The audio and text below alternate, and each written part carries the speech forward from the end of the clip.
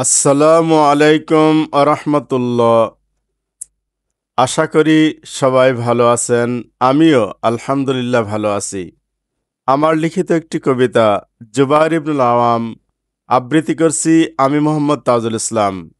বদর যুদ্ধে জুবাইর রাদিয়াল্লাহু তাআলা আনহুর ছিল নিঃসীম অবদান। ভুলে যেতে বসেছে সেসব আজকের মুসলমান। স্মরণ করিব তাহার কিয়দাংশ আজকের কবিতায়। সাহাবিগণের জীবন আদর্শ আমাদের পাথেয় সর্বদাই।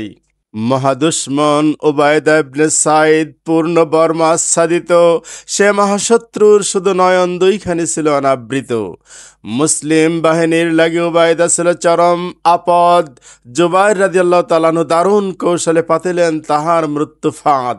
শত্রুর উন্মিলিত আঁখি করিয়া টার্গেট, জুবাইর রাদিয়াল্লাহু তাআলা আনহু নিশানা ভেদি তীর করিলেন নিক্ষেপ। ছটফট করিতে করিতে সে শত্রু আক্কা পেল। আনন্দের জোয়ার মুসলমানদের মাঝে খেলিয়া গেল। পরম যত্নে নবীজি সে তীর করিলেন সংরক্ষণ। পরবর্তী খলিফাগণ নবীজিকে করিলেন অনুসরণ। অহুদ প্রান্তরে সদল বলে শত্রু বাহিনী ঝাঁপিয়ে পড়েছিল প্রিয় নবীর পরে। চেয়েছিল সে শত্রুগণ নবীজিকে তাহারা করিবে নিধন। চিরতরে ইসলামের আলো তাহারা করিবে নির্বাপন। চারিদিক থেকে নবীজির দিকে আসিতে লাগিল ধারালো তীর। রক্ষিতে নবীজিকে এগিয়ে এলেন ইসলামের মহাবীর জুবাইর।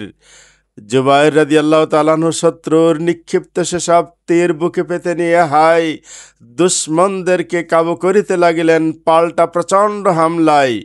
প্রতিপক্ষের অজস্র আঘাতে নিজেও হলেন ক্ষতবিক্ষত।